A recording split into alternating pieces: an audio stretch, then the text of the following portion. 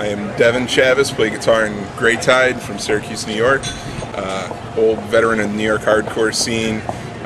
Myself, played in a band called Blindside, early 90s.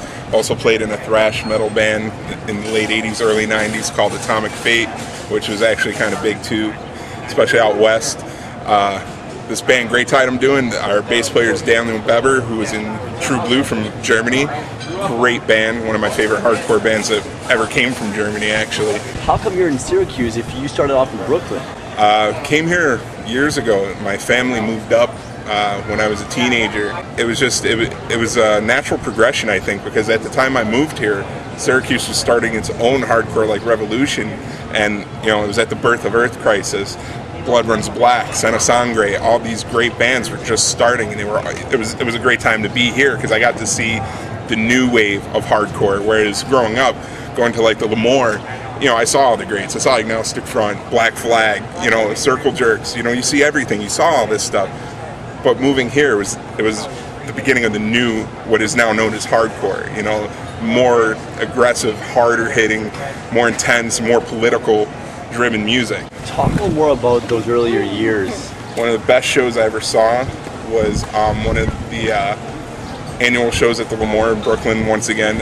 I saw Anthrax with Life of Agony and Agnostic Front. 3 bands that are completely different, all on the same bill, and it was before Joey Belladonna was in Anthrax. And it was insane. And you know what? I saw kids get beat up. I saw kids get arrested. I saw kids get stabbed, but it was the best show I've ever been to in my life. Also, I would say of late, I just saw Earth Crisis on their little reunion they did in Albany, and it was amazing to see guys who everyone thought had hung it up and walk away come back, and they showed everyone what was up. It was amazing. It was great to see a band that has true integrity playing that style of music, because I think a lot of the younger bands are doing it more for the image and the sound, not so much the belief and the theory behind hardcore. I don't think they get it, but there's a new generation of new bands that are getting it, because look at the world we're living in again. Actually, there's a band from here called Cicada.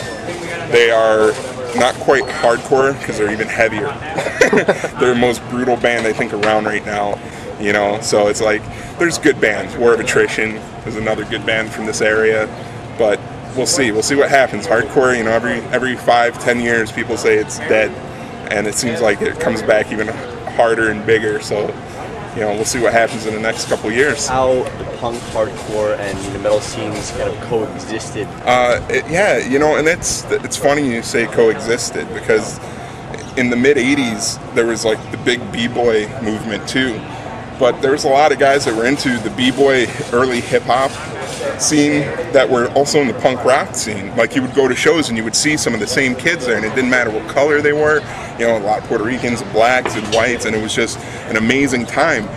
The metal scene was still kind of segregated because they had a little bit different kind of, they were about the partying and, but the punk and the hardcore and the b-boys, it was like, it was a true movement. It was a scene that it was kind of like, they were pushed out of the center of the entertainment industry, so they had to fight their way in. Whereas the metal is always kind of contrived as, well, this was put together by the industry. It's not real. It's putting you grow your hair long and wear leather. But you had bands that were bridging that gap, like Sick of It All, Anthrax, that kind of had some of the metal vibe. And then when Marauder came out, I mean, 5 Deadly Venoms, it's like, you could say it's one of the best hardcore records, but it's also one of the best metal records that's ever been put out, because if it wasn't for them at the gates, wouldn't have had that sound, that's just how it is, But it was a different time. It was more political too. I mean, the 80s, Reagan, love him or hate him, it was, he gave fuel for the fire. And we're going through the same thing right now. Like I said, it comes around every few years. It's the same sort of cycle. And you're starting to see newer bands reflecting, the same kind of vigilance that, bands from, the mid-late 80s, early 90s had.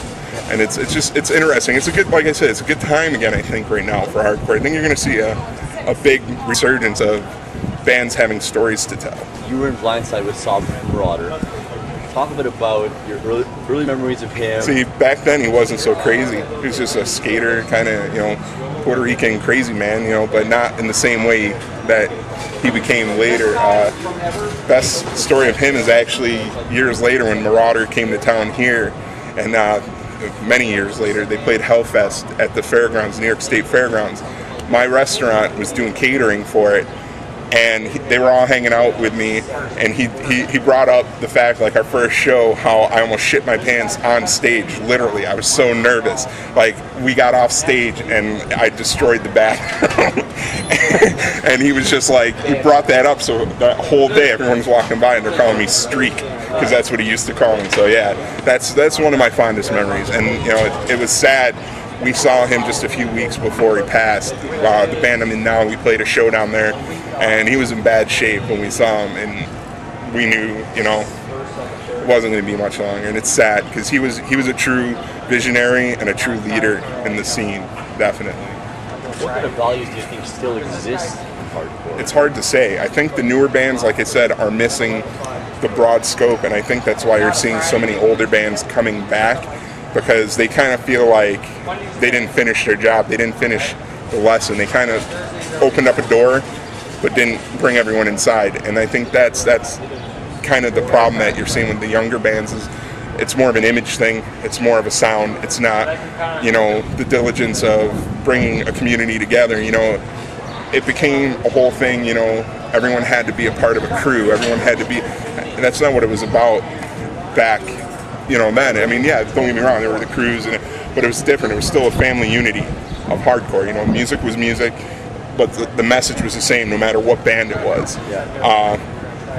I think that you're going to see a resurgence of that with the older bands doing reunion tours and stuff. Like I said, there's a lot going on in the world, and whatever you believe, you need to stand up and say something about it. Talk a bit about the early days of First Price. Well, I worked actually their very first show that they played, and I remember seeing them and remembering a band that a couple of the guys were in before that had actually played with an old band I was in, and saying, oh my God, these guys, they're not even good, they're horrible. And 2 years later, they played the first show as Earth Crisis, and I remember saying, oh my God, this is going to be the biggest band that's ever come out of this town. They really, they innovated a sound, and they don't get a lot of credit because of where they're from. But if it wasn't for them, you wouldn't have the Hate Breeds, the Kill Switches. You wouldn't have these bands that borrowed that signature dual guitar, brought more metal into the picture of hardcore. They definitely they deserve a little more credit than I think they get. And I know I'm biased. They're all good friends of mine, but I definitely, truly feel that they're a great band.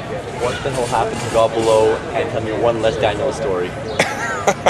Okay, I'll tell you the Les Daniel story first. He came to one of the first shows Grey Tide ever did, and our singer is not a hardcore guy at all. The rest of the guys in the band all kind of mixed in throughout the metal and hardcore scene, but our singer he's been more of an indie rock guy. He's got great voice, but Les came up to the front of the stage, and our singer didn't know that me and our bass player Daniel knew him, and our drummer at the time, Corey Cones, who played in Son of Sangre, he was playing drums for us at the time.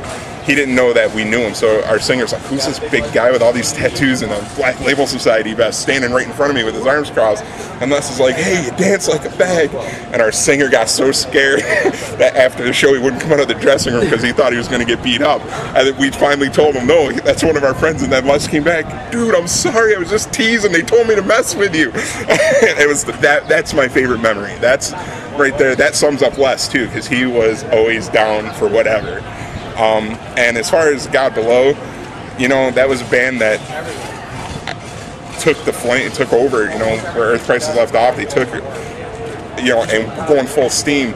I think that the problem with them was just everyone had new families at that time. They were no longer in their early 20s. They were all becoming, older guys. They had wives and families. And I think that for some of them, touring just wasn't an option. The ones that it stayed an option for, went on to form Brand New Sin, which, if you ask me, the first record was great. Never been a huge fan of anything since then. Great band, though, good guys, and I hope that God Below does more shows. Good bands, good dudes.